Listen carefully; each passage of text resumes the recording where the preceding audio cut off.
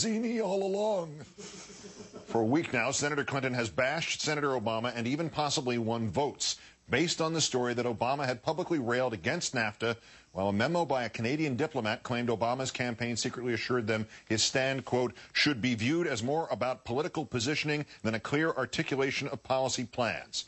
In our fourth story on the countdown, Obama's advisor denied speaking those words, and now we learn that a much higher source from Canada revealed late last month that the NAFTA promises came from a very different source, the Clinton campaign. According to an unnamed source speaking to that nation's equivalent of the Associated Press, the Canadian press, it was Clinton's campaign that contacted the Canadian government to reassure them about Clinton's anti-NAFTA rhetoric. The Canadian press reporting that the source heard the chief of staff to Canada's prime minister say in a room full of television journalists, quote, someone from Clinton's campaign is telling the embassy to take it with a grain of salt. Someone called us and told us not to worry.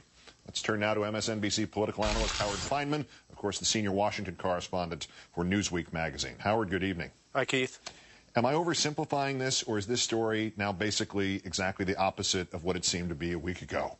I loved your Godfather imitation. Thank I feel like Tom the lawyer, you know, now advising you. Yeah, it is 180 degrees different because I think it was the Clinton camp that started the conversation with the Canadians about don't worry about NAFTA. But the Obama campaign really either didn't know about it or didn't realize it at the time. Yeah, when the story first broke, there was a mention, although much obscure relative to the Obama stuff, of Clinton's camp doing something like this, but Canadian TV focused on Obama. Obama gave that qualified denial. Clinton denied it flat out. Does she pay anything like the price Obama paid for it on Tuesday? Well, I was just talking to the Obama campaign. I don't think they noticed or knew about the Clinton side of this thing until today.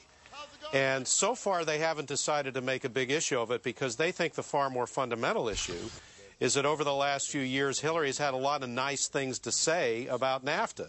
She said it was a great achievement for her husband's administration. You know, she had a lot of positive comments about it. So what her lieutenant said to the Canadians seems a side issue to them.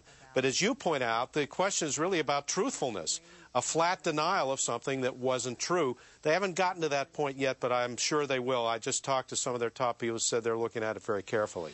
Is this the situation, perhaps, that if the construction is accurate, or even if we've just seen separately two halves of the same story, that you said that the Obama campaign did not necessarily know about the Clinton part about it, of this till today, but in their own defense, why did they not scream more loudly from more rooftops about their own relative, or at least at worst 50-50 guilt in this thing last week?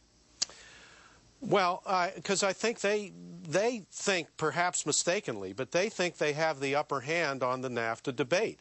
They think if people focus on the fundamentals, which, by the way, is the substance of the Obama mailers, the flyers they've been sending out, that Hillary has at best waffled on NAFTA from the very beginning and said a lot of positive things about NAFTA, whereas Obama has a much cleaner record on that, and they would rather emphasize that, and they're prepared to do that here in Pennsylvania, where I am speaking to you from Pittsburgh, and that's what they're prepared to do here in this state. All right, wrap this stuff up for me. We have all again, another compliment to John McCain, an analogy from the Clinton campaign of Ken Starr and Barack Obama, and this remarkable thing about NAFTA, where the story is the other side of the coin entirely. I can't follow the Clinton campaign anymore. What is going on? I thought things turned around for them Tuesday night. This thing seems like it's crashed after the best day of the campaign so far. Well, I think they're still flailing around for exactly what tack to take. You know, maybe the red phone worked a little bit in Texas, maybe the NAFTA dust-up worked a little bit in Ohio, but they're still having trouble basically distinguishing their message from Obama's message, and saying that their message, the Clinton message, is also one of hope and optimism about the future of the country.